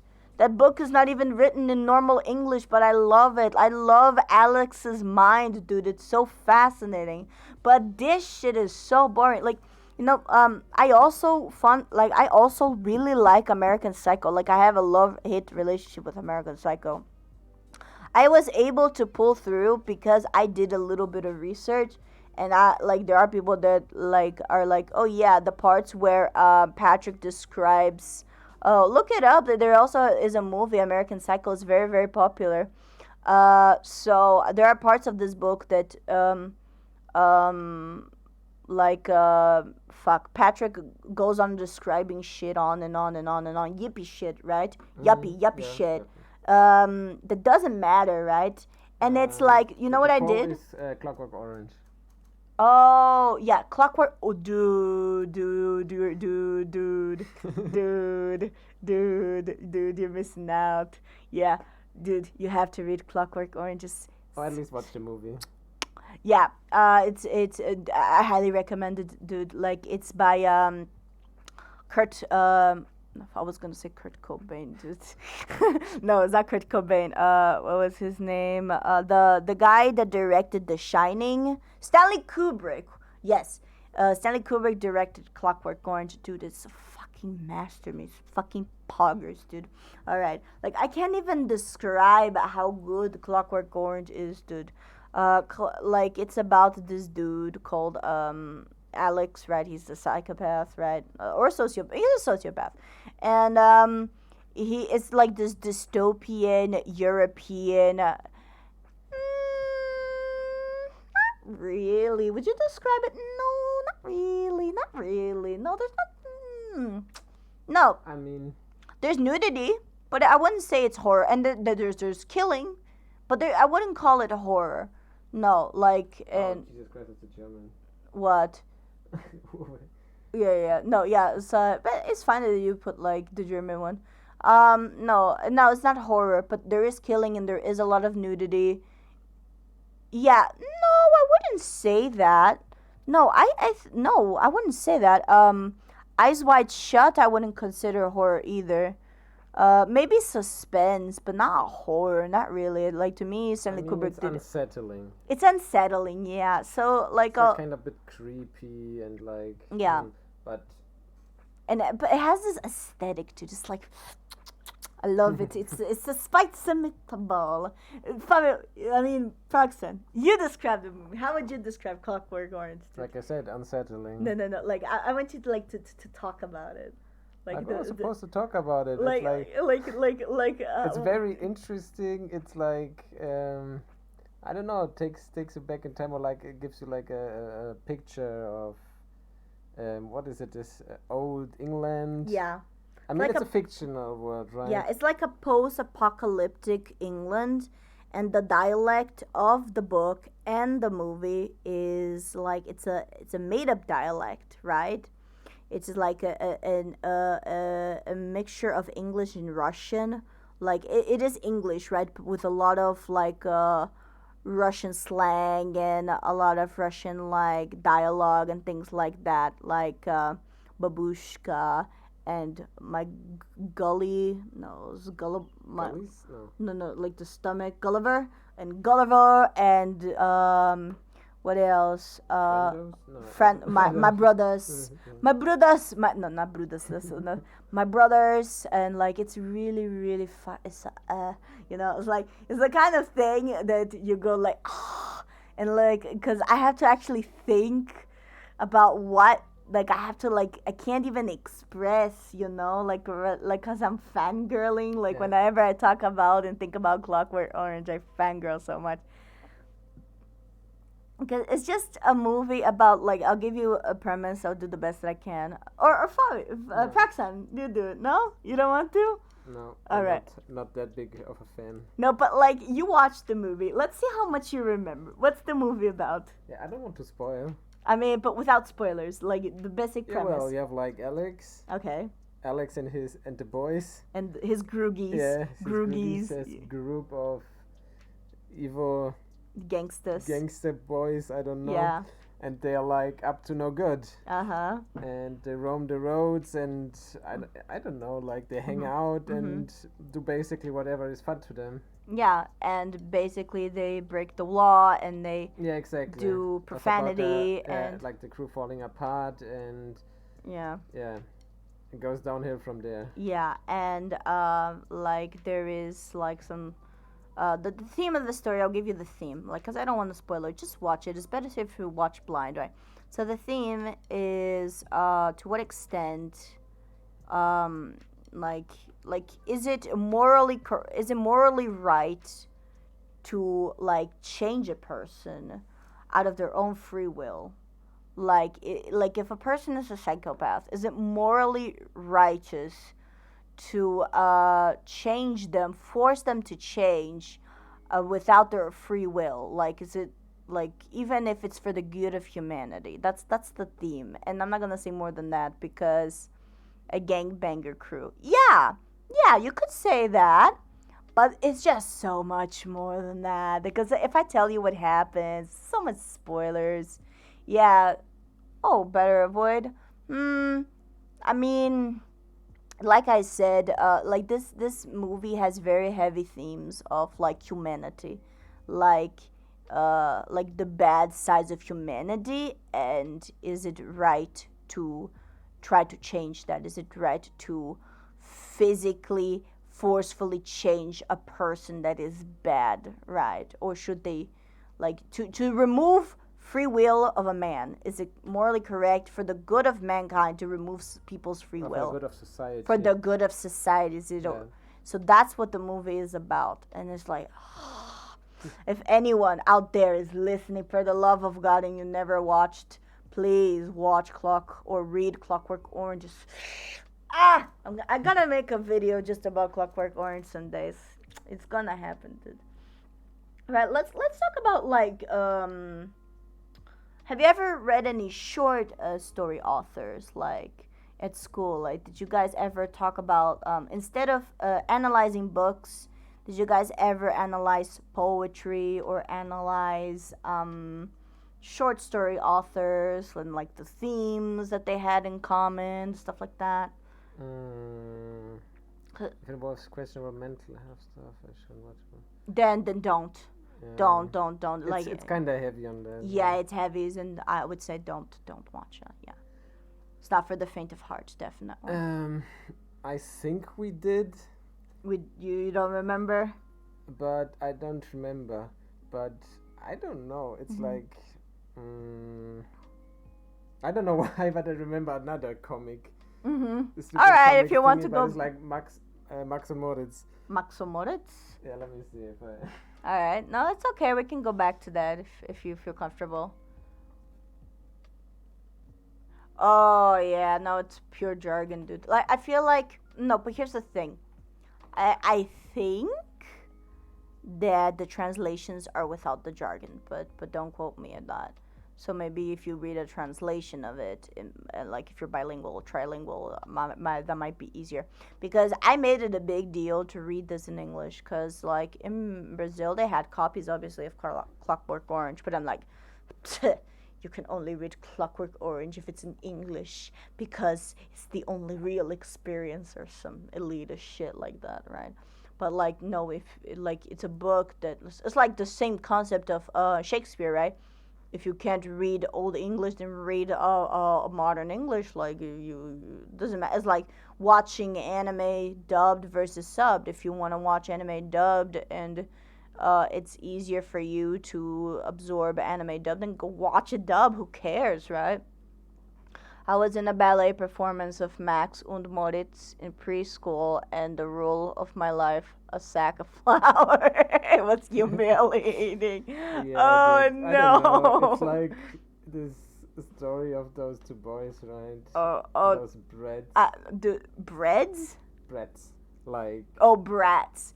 Okay, I'm not gonna lie. The one that has only one strand of hair creeps me out. I mean, this. The, Yeah, the, they the, totally deserve their fate. the Like, I don't know, they did like shit basically. Like, let me see if I can. Like, for example, here, like, they're collecting some bugs. Uh-huh. I And mean, that then, looks like normal children's stuff, right? yeah, but then, like, putting them into the bed Oh, of the other dudes. those buggy boys? Oh. Yeah, I don't know. Or, I don't remember much about it. Or, for example, this picture, Oh, they no. gave, like, chicken, like, something Oh, to feed. that's They fed them with, like, yeah, it was, like, mean. very, very mean, I, right? I, I liked it. I'm like, oh, that's mean for the animals, but for the humans, I'm like, Like, whatever, and then, dude. like, I don't know, they tortured, and then it's like, Jesus Christ, what the fuck? What the fuck? They stole the chickens and ate them. What the fuck, dude? They imagine they ate them raw and got salmonella and then they died at the Yeah. end. and one time, because I think they hid in a sack of flour, right? Uh-huh. And then they got tossed Okay. into the thingamajig machine. And then they died? That's how they... became breadcrumbs. Oh, wow, Sokka. Damn, son. So they actually did Like, die. they were doing pranks, basically. Uh-huh. And, like, really bad ones at some point. I see. That kind of makes me think about like the old Brothers Grimm stories. Like I thought about Pinocchio, right? The original Pinocchio, and like Stuart Little. I thought about the original Stuart Little, but like the Stuart Little's a little bit different. But like he was also actually a human being, but he was a tiny human being. He wasn't a mouse in the books, right? But he was a little shithead as well. Yeah, damn. But was it? But what was good about this? Like, was it funny, or what? What is it? Like, was it funny or something, or I what? don't know, like, it was fascinating as a child. I see. It was also, I don't know, I was weird. Uh-huh. Or I think back then when I saw those stories, I didn't understand too much. Dude, I don't know why. Like, I'm a pervert, okay? But it looked like a limp penis, dude. Don't judge me, okay? Okay, now I don't have to look at it anymore. That's good. So you don't remember any short stories that you read in school, right? No, I don't. That's too bad. So what else, like, do you want to talk about literature-wise? Is there anything that you really read, that you really, really like? Last episode we talked about Araki's book, right? About how to draw manga, but is there something like that, but not Araki's, because they would be repeating things. I don't know, like, that's the last two books I read, like, it was like the Araki one, which is about the manga artist, stuff like that. What's the second to last? And the other one is like how to write or how to make a comic, basically. It's like a how-to book giving you information how to create a comic, but what about the third third last? the third last. I'm guessing the gap between the third like last and the second last is very big. Yeah. I see. No, but like other stories that I've read is like fantasy novels and also like gaming related books. If Like I that don't makes know, sense, like for like the example, Minecraft book no, or no, something. like for example, I've read the Elder Scrolls book, Ah, right, right. which is not it's not shown in the game. Mhm. It plays in the same universe, but it's like I think it's not part of it, or maybe I missed that part. So, um, but it's also written like a basic fantasy novel, right? Okay. Um, so there's nothing too much special about it. Okay. So Well, I guess that means we could wrap this episode up, right? Because I have like a bunch of stuff here that I can talk about, right? But maybe you wouldn't be able to comment on. Like, I'll just give like a quick like rundown. You like fantasy, right? But you've never read Aragon, the Inheritance Cycle. no, I think I've heard. You probably heard I of mean, I've it. seen the book. I Yeah. think we own the book. What? You own the book? Yeah, I think. For real? Yeah. We have to look for it, dude. Yeah. And I haven't read it. I think I've heard like a little bit of the audiobook, Okay. but I don't know. I wasn't into it. Why? I don't know. I didn't like it. Like I feel like the beginning is a little bit slow, but once the dragon shows up, that's when things get interesting, and it doesn't take that long. So I would recommend giving it a chance. Like if you like fantasy books, I recommend The Inheritance Cycle. It's like the longest book series. Like longest in the sense like it's a shit ton of chapters, dude. Like the first book is 500 pages, right? It's like every book like goes up 100 pages, right? The first is 500, 600, 700, then it ends with a solid 850, which is the longest amount of pages I've ever read in a book. 850 pages. And it's like, when I think about 850 pages, I'm like, oh my god, I don't know if I could ever do that, right? 850. I think the Game of Thrones are even more. I bet. Or like Stephen King's, Yeah. so like are 1,200, like it, right? By the way, Stephen King is a fucking god. Like I don't read his books, but I admire his work ethic so much. Like I wish I could just copy paste his work ethic into my brain. Like he is capable. He writes 6 pages a day, fairly clean, no matter what, and it's like, That's bruh. impressive. Yeah, like a lot of self-help things recommend that you read at least 1,000 pages a day, a day. Like a bare minimum, you should do 1,000. But like a really it'd be like golden rule is to write 2,000 or 6 pages a day, fairly clean, and or just spend 4 hours writing. If you can't like write for like meet that goal, at least spend 4 hours writing a day, and that's going to like if you want to take it seriously, that's like the golden rule that he sets out. Better stay away from Malazan, Stormlight Archive, Stephen King, and Game of Thrones. There, yeah, I would say so. Yes, definitely Stephen King. Please, please, if you have a soft stomach like this boy over here who can't handle horror, he just takes one look at Pennywise and he's like, Wow. but it's okay. No, Everybody, it's not okay. It's okay. I'm not laughing at you. You're laughing with me. I'm laughing with you. Yeah, like it's fine. We all make fun of each other, so it's fine. Like I mean, you find like we talked about this last episode, but we'll quickly touch on it again. He doesn't think Get Out is scary. I find that shit terrifying. So, and you're like, I'm sure in your head, you're like, you think that's scary? Yeah. So. I mean, it's spicy, okay? Yeah, it's spicy. Like, yeah, it's like I feel fear is very subjective, right? Everybody has those things that they can't handle, right? Like most adults, I feel like their fears are psychological things, like fear of failure, fear of embarrassment, things like that. But like an adult can still be scared of the spoopy shit, like so it's like you're not scared of people. I'm scared of people, right? So. I read a book by Stephen King at a young age, and years later, I found out it was by Stephen King, and I went, fuck that, explain some stuff. Oh, I hope that, it didn't scar you too much. I really do. King has the shortest books of Those four. Hmm. I mean, yeah, but you know what's funny about that the 6 pages a day thing that I talked about. I saw that in an interview. Like, it wasn't an interview, but it was like a conversation at a convention that was between George R. R. Martin and Stephen King. And George R. R. Martin highly admires and looks up to Stephen King because, like, this is how the interview went, more or less. Like, the thing, it was like, yeah, I would like to ask you something. How the fuck do you write so many books so fast? Right? And it was like his way of, like, admiring him. Like, oh, I had a good 6 months. I wrote three chapters in that time. But you, like, you write 3 books by that time.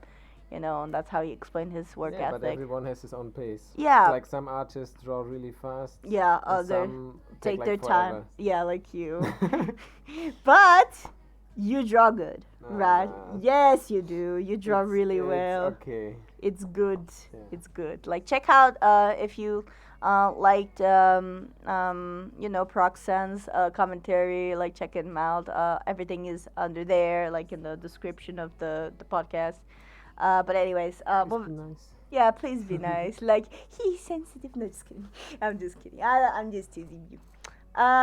So another horror dude, Junji Ito. I love the man. I'm obsessed with, like, the imagery that he portrays. There is this series by this YouTuber. If you guys ever heard of a CinemaSense, Jeremy Scott, I think is his name. He wrote a book series called The Ables. There are 3 books in that series, and The Ables is a book series about superheroes with physical disabilities. The main character is a boy who's blind. And I'm gonna say just that. Like, if you're interested in that concept, I would check it out.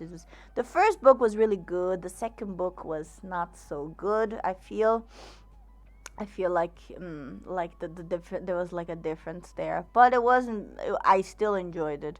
Third one I haven't read yet. Oh, the snail. Yes, dude. Ugh. No, everything. Junji Ito's like, it's really funny. Like, I saw this meme once. It's like Junji Ito's work, and then, like, the Uzumaki, right? And then Junji Ito in real life is Junji Ito, like, doing the little nya cat paws thing, wearing the cat ears. He loves cats, right? I love authors and, like, people. They're like they make really fucked up shit, or like and you're like, oh my god, this person must be crazy, but they're, like, just vibing. Like, they're like chill in real life, and I love Junji Ito so much.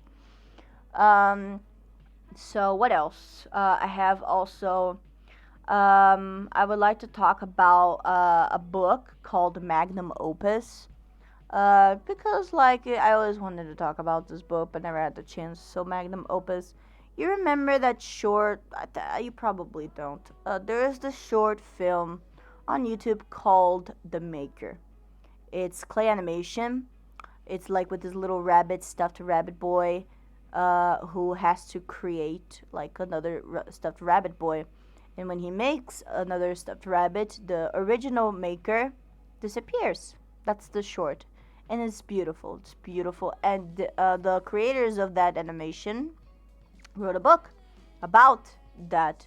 Like, what happens next? What is that workshop? Like, they answer all the questions, that they develop the story and they develop the world. It wasn't what I was expecting, but I liked it. And I would highly recommend, because I feel like they're the kind of creators that Zealous Creative, if you want to look it up, or look up the maker on YouTube, or Zealous Creative, Zealous Entertainment. I feel like the studio, the YouTube channel, and the makers, they are artists that they work very hard to perfect their work, like, to make perfect work. They put so much detail in their stuff, and I really, really like it. And they don't get that much attention. And I feel like that's so sad, when you put so much detail into stuff, but don't get much attention. But I highly recommend Magnum Opus. And the last thing, I just wanted to talk about super quick, like, this last thing. There is this short story writer that has, like, really advanced stories, called Jose Luis Borges. And that man changed my life. I had a hard time understanding his short stories when I was younger, but Jose Luis Borges was an Argentinian blind author. And the way that he wrote was he described his dreams to his mother, and his mother wrote them, and they became short stories that sold, and he became very famous. That's crazy. Yeah, it's amazing. A fucking man that was blind. And the reason why this man changed my life was because he taught me the concept of being agnostic. Like, I, that time when I started reading his stories because of school, I was struggling with my, my beliefs in God. Like, I was struggling. It's like, I'm not sure if God exists. I was having doubts, but I wasn't comfortable with saying that I didn't believe in God straight up, right? So he talked about agnosticism, and he has this fantastic quote about being agnostic. Could you put it on the screen, please? Jose Luis Borges being agnostic quote. He has this fantastic quote that my teacher, no, Jose, like Jose with J, like Spanish, or like no, that's hoje, dude. Jose, Jose Luis Borges. There we go. Agnostic quote. And like our teacher read this quote to him, and he explained what fantastical fantasy was. And fantastical fantasy is anything that I think there are pictures, right? Yeah, that first one definitely. There I lost my train of thought. A fantastical fantasy is stories that if I remember correctly, is like uh, things that happen in the world that wouldn't be happening in real life, and the characters are aware that it's not normal, right? Because fantasy is different from fantastic writing, right? Because fantasy is like the characters, everything is normal, like orcs are orcs, right? Like that's normal, but like an orc in a fantastic fantasy is like, this isn't normal, what's going on?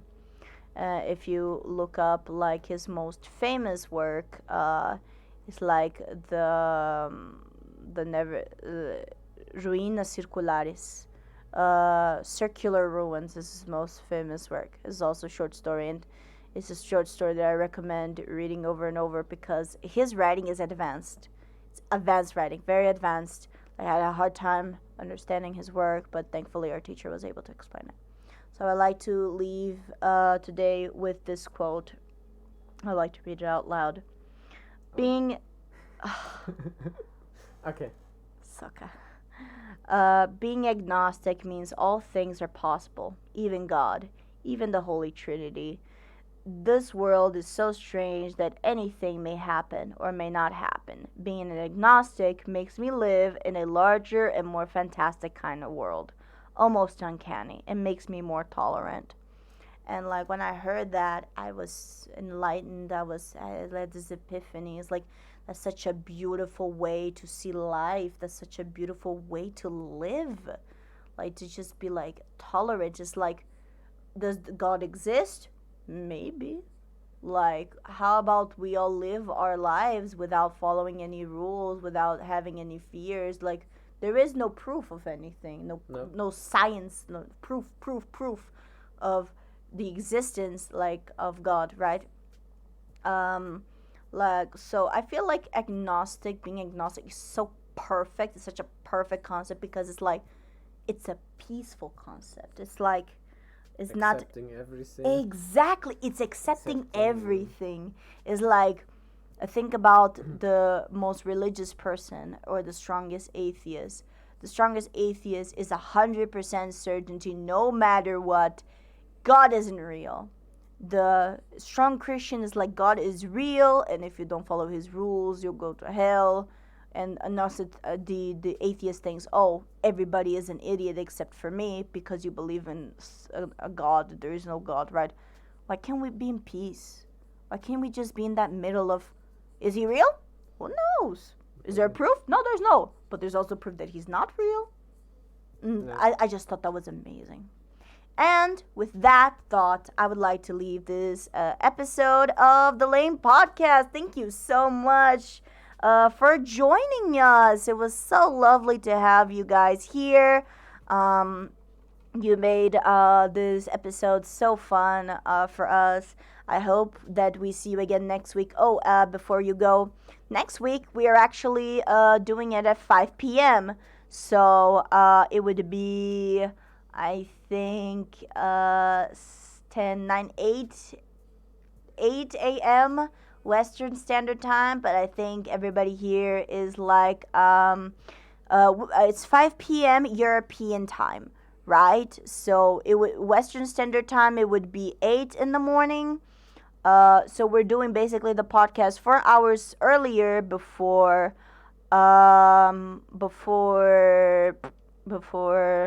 the normal time, which is 9 p.m. because we're having a special guest, and we're going to be talking about Ghibli movies next week.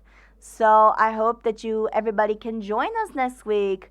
With that being said, my name is Adara.